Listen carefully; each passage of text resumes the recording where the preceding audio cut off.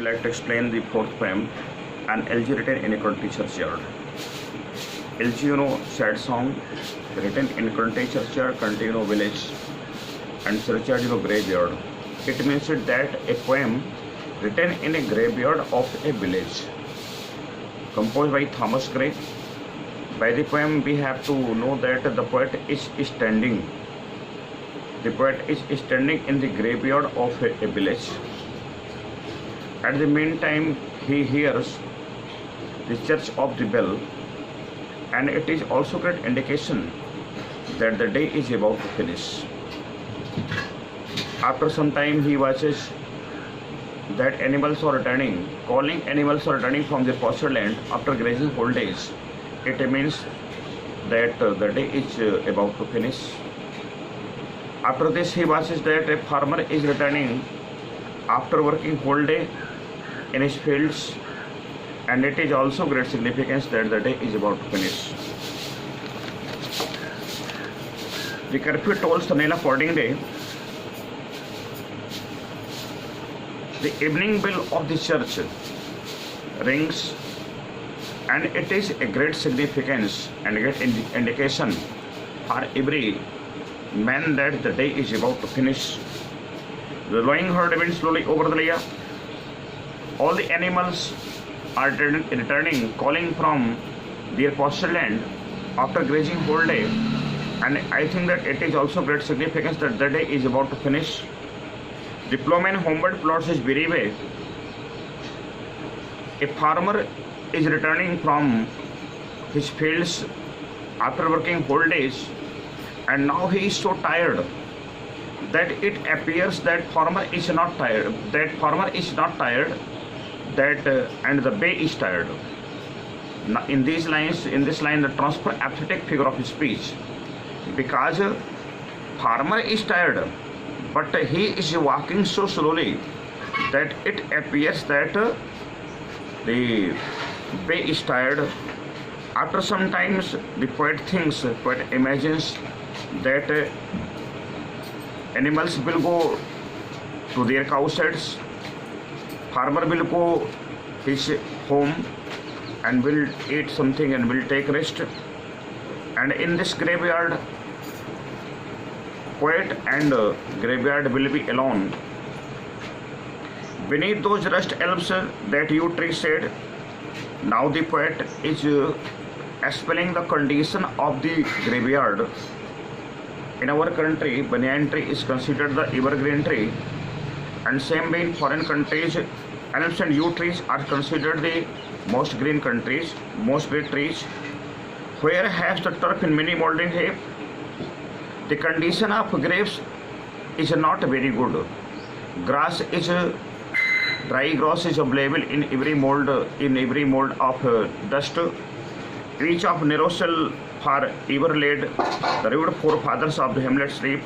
The poet knows well that every uncivilized forefather of the hamlet village is sleeping in narrow cell means the narrow grave, and they are sleeping eternal sleep because nobody can disturb them. The breezy, it has been told that if a man is not careless, the breathing morn awakes him. And so the breezy call of essence breathing morn, the life-giving air that blows in the morning time, wakes everybody. The swallow trading from the starboard side. In foreign countries, swallow, but in India, goraya. The chirping of a bird always awakes a man. The coxswain clarion, the loud voice of cock, always disturbs a man from his sleep, or the echoing horn, or the loud sound of the hunters. As hunters hunts animals in the morning time, they use a loud sound of thundering, and but they are sleeping in such kind of sleep that any kind of noise will not be able to disturb them from their sleep, no more shall rouse from them their lovely bed. It means it that any kind of noise will not be able to disturb from their sleep, because they are sleeping eternal sleep. In next passage, the poet directly warns the ambitious person that they must not have showed any kind of greatness. Let not ambition move their full toil. It means it that ambitious person must not make any kind of fun. Their homely joys, it means very simple pleasures, and destiny obscure, and fortune faded, obscure, faded luck of the poor of the hamlet village, nor grandeur here with disdainful smile. It means it that ambitious person will not show any kind of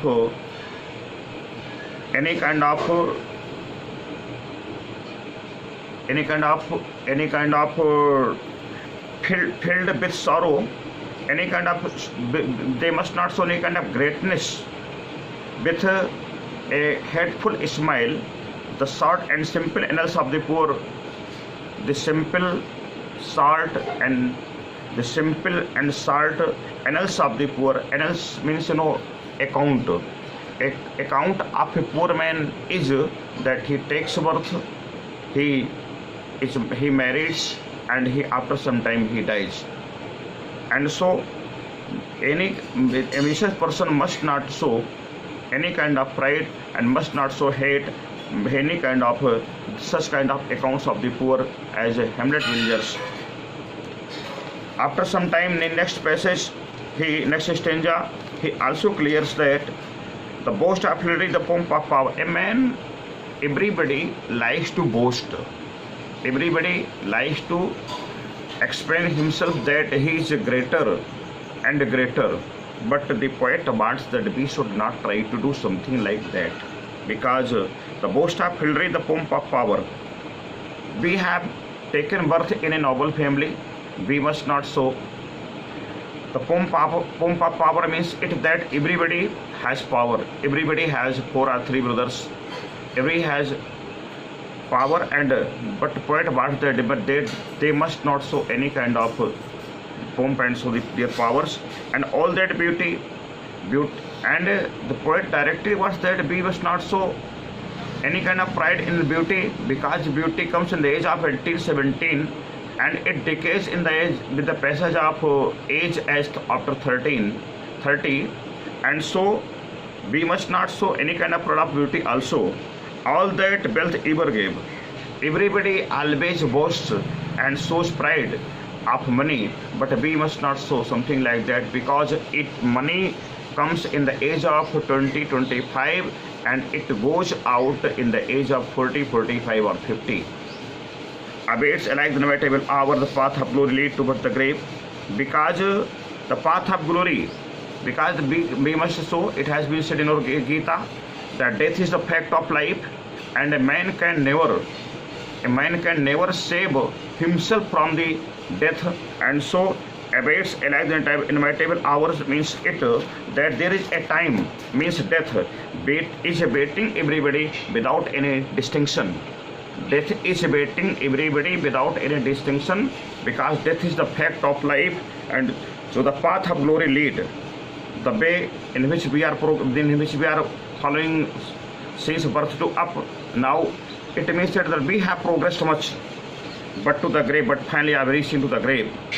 Today we may be very happy that I have completed my 20 years, 40 years, 50 years, but finally I am reaching to the grave, because a time abates like the inevitable hours means it that there is a time like that is death is waiting everybody, and nobody can save himself. That's all.